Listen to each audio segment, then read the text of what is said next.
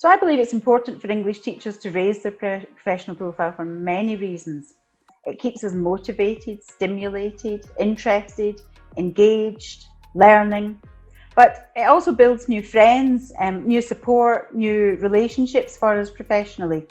And it leads to opportunities and to change and to exciting times. I think it's good for our self-esteem as well. It really makes us feel good. And for those of us who work in schools and organisations, I also believe that it's good for the reputation of the organisation to have someone who is working on their own professional profile and bringing that back into the school. And what do you have to lose? Who knows where it may lead? You start by getting to know what you're good at and what you're interested in, to give you something to build upon. So you're looking at your strengths and what you're able to achieve and what your goals are. And this is such a good exercise in itself, as it boosts our confidence and our belief in ourselves. And then from there, I suggest that you look at how you can grow your networks and your contacts and where you want to go, what you can offer to the various networks that are out there within our profession. And being proactive, I think, is also, don't leave it till tomorrow. Do something today, break it down into something small and do something today.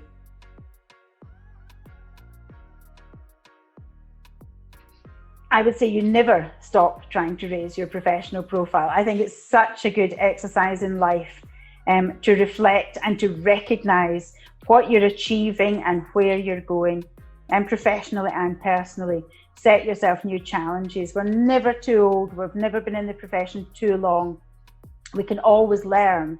And if we're not always learning, then what happens is we sit still and the profession moves on, and that's a dangerous place to be for our own negativity and our own well-being, and also for the satisfaction that you get in life and in your working life.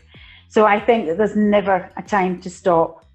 Share it with others, build your self-confidence. But what I would add as well is pace yourself. When I'm saying never stop raising your professional profile, you can take a break.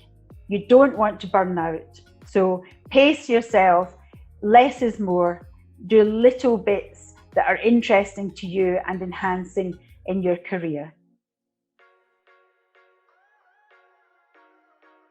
Well, that's such a good question, and I would say certainly not.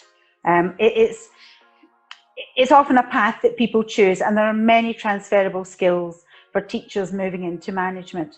But there are also many teachers who are not attracted to management and may not have the correct skills for that particular role. And if I refer to the British Council CPD framework, if you're not familiar with that, have a little look online. But that looks at the different stages in a teaching career and what opportunities are available to us other than management. We can go into many other areas, from a diversifying career in training and coaching to teacher training, materials writing, mentoring. In the school where I work, we have a role called academic project manager, and that particular person is responsible for managing tenders, looking at course design, running professional development, not necessarily transitioning from teacher to manager as such, but being involved in other aspects of ELT. So I think there are lots of other opportunities out there. When we start to raise our professional profile as teachers, it will also bring to light what other opportunities are there for us.